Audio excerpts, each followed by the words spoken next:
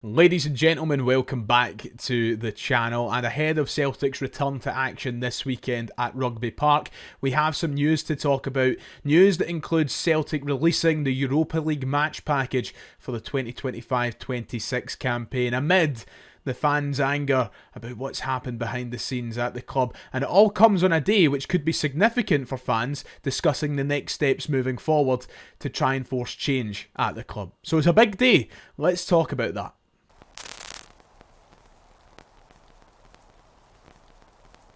If you haven't already, please make sure to hit like and subscribe. It would be much appreciated. Thank you all so much for the support so far this season.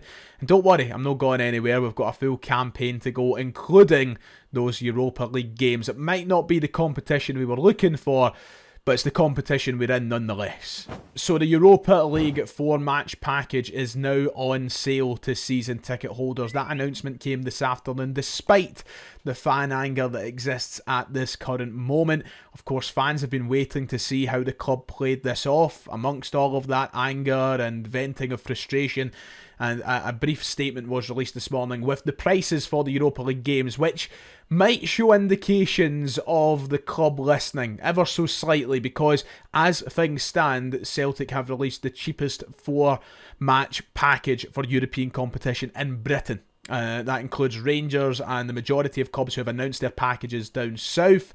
Celtic's clocks in at the cheapest thus far. Is it enough, though, to win back Celtic supporters' support? Maybe not. Anyway, the statement read that Celtic are back in European action this month in the league phase of the Europa League. 8 thrilling games await, with those 4 fixtures at Celtic Park being against Braga, Sturm Graz, Roma and Utrecht. The 4-match package is now on sale. Don't miss out on another exciting European adventure. And those packages will clock in for adults at full price £140, which works out at £35 per match. Concessions will be £112, £28 per match, and under 13s will be £25 a match at £100 total. These are now available to season ticket holders to buy, and they will be available until the deadline on the 18th of September at 5 PM, which is Thursday. So, this is, next Thursday, I should say. And this is the package. It's released. Home Cup ticket scheme members will get their games automatically clocked off individually. You know how that works by now if you're a Home Cup ticket scheme member. However, there you go, £140, £35 a game for the fixtures against those 4 sides at Celtic Park. Just a reminder of those 4 games at Celtic Park. It includes Braga, it includes Sturm Graz, Roma and Utrecht. The dates are on screen, and remember, the first of those 4 games is actually a 5:45 kickoff on Thursday, October 2nd. Very annoying, but that is the first of the 4 home games. You might need to get yourself off work early, but that is what the 4-match package will be getting you. So as I mentioned, Celtic's package currently clocks in as the cheapest in Britain, with that average price of £35 per game. That is cheaper than Rangers, whose packages start at £42 and can rise to £47 per game. And of course down south, where right now the likes of Aston Villa are charging £144 for their 4-match package. Nottingham Forest £170. So Celtic currently have the cheapest out there. I'm very curious as to whether that would have remained the case if fan anger wasn't at the place it is right now. Of course, this is a significant amount cheaper than what we paid for Champions League fixtures last year, but it was really the only card the club could play. They are gambling with the animosity and the just the sheer ferocity that exists within the Celtic support right now. I'm pleasantly surprised at how cheap they've went, but it really was the only route they could go down. So just to clarify, the Champions League match package worked out at £46 per game. So that is a decrease of around £11 per game. However, it is an increase on what we paid for the games the last time we were in the Europa League a few years ago, where it was £24 per game. Of course, that was back when it was a traditional group stage, only 3 games at Celtic Park. It was £24 per game there. It is expected 3 years on that those prices rise. So we're roughly in the same ballpark. However, there is a decrease on last year. So now it remains to be seen how many of those season ticket holders will take up the Europa League match package. That's the big question right now. The Europa League, of course, this year presents a different prospect. I think a lot of fans would still like to remain hopeful that Celtic can do something in this competition and go in some form of run.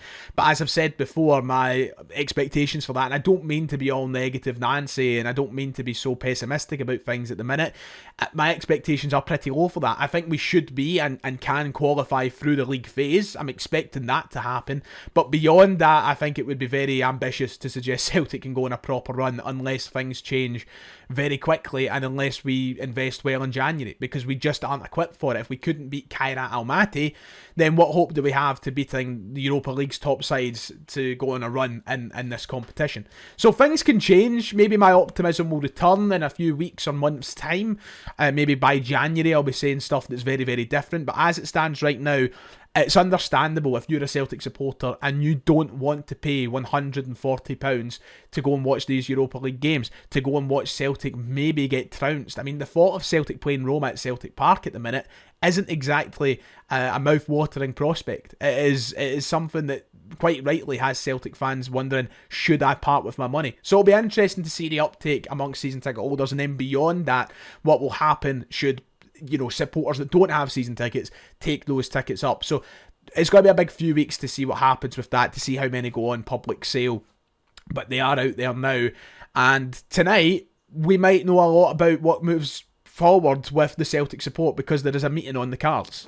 Now, I'm sure most of you are aware by now of the statement that was posted initially last week by North Curve Celtic, the statement which asked so many questions of the Celtic board and put quite plain and simple how much doubt we have in their ability to lead forward Celtic Football Club. Of course, that statement is growing in numbers, and now, as of last night, I should say, there are 420 total signatories, and that number is growing, by the way, and the next steps look to be in place. Now, I don't need to go through the statement again. I done a video specifically on that last week, which you can go and check out. However, these were the main questions that the North Curve and the signatories are asking of the Celtic board. Those questions that still haven't been answered and weren't answered in the club's statement that was released on Saturday night. That statement that looked like it was wrote by AI. Now, of course, at time of recording this video, I am included on the list under the fan media section. As you can see, the Ryan118 YouTube channel is there, and tonight I will be present at a meeting which discusses the next steps.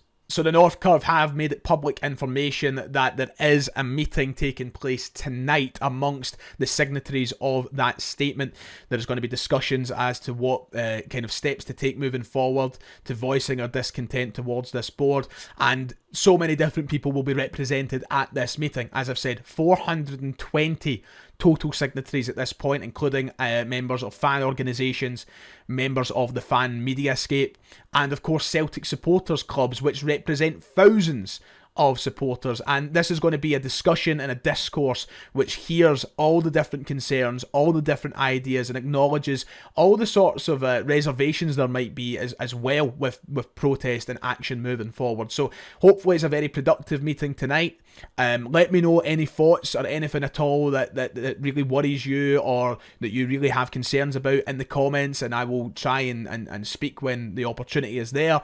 But that meeting is taking place tonight, and hopefully we have action as supporters to force change at Celtic, because this is our club and we're sick of seeing it being taken off us, and it's time supporters stand up for their club. There also was a fan survey that was created by North Curve Celtic and dished out via numerous different supporters club members and fan media members such as myself. Initially, I posted the link for that survey on the YouTube community section and on my Twitter account. We were asked to share amongst followers, listeners and subscribers. However, I have removed those links just in case there was any outside interference, which can typically happen in these situations. If you haven't had a chance to answer that fan survey, please get in touch with somebody, and even myself if you can, and I will reach out to you with the link for that survey. It's essentially just asking your thoughts on what should be the appropriate action moving forward, because as the North Curve have made very clear, this is a joint effort. It's something that wants to represent the majority of supporters, and we all want that to be, we all want to hear those thoughts, and we want to listen to those thoughts. So if you need that, please get in touch with somebody who might have access to the link, and you can input your thoughts forward for them to look at tonight. And final story for today, Kelechi Iheanacho, Celtic's newest signing and new striker, has spoken to the media properly for the first time since signing for the club. He done an exclusive sit-down interview with Celtic TV last night and spoke about his happiness in joining the club and the reasons that drove him to signing for Celtic, citing Brendan Rodgers as the main reason. This was his words in that interview last night. He said that Brendan Rodgers has been massively important in my career. He looked after me when I was in Leicester. He gave me the opportunity to show my talent and to help the team win trophies. He's a great manager, a great person. He's got a good personality as well. So I'm happy to play for him again. I'm happy to be a Celtic player and happy to play for this great club. His man management, the way he manages players, he's a great guy. He knows how to manage his team and players well. He has a gift for managing players very well. He looks after you on the pitch and outside the pitch as well. And he says he wants to come here to help the team win trophies. So hopefully that's the case. Of course, Iheanacho coming in with a lot of fan reservations surrounding, fitness and the situation and how we signed him. But I think ultimately we all want to get behind every player that pulls on the hoops and every player that ends up playing for this club. And I'm willing to give him that chance. So we'll see how it goes. Not the most ideal situation we've landed in. I think that can be acknowledged, while also saying that we want the boy to do well. So we'll see how that goes. But he is a Celtic player, and hopefully his links with Brendan Rodgers bring out the best in him. Right, that does it for today. If you've enjoyed, please make sure to hit like and subscribe. I'll see you all next time.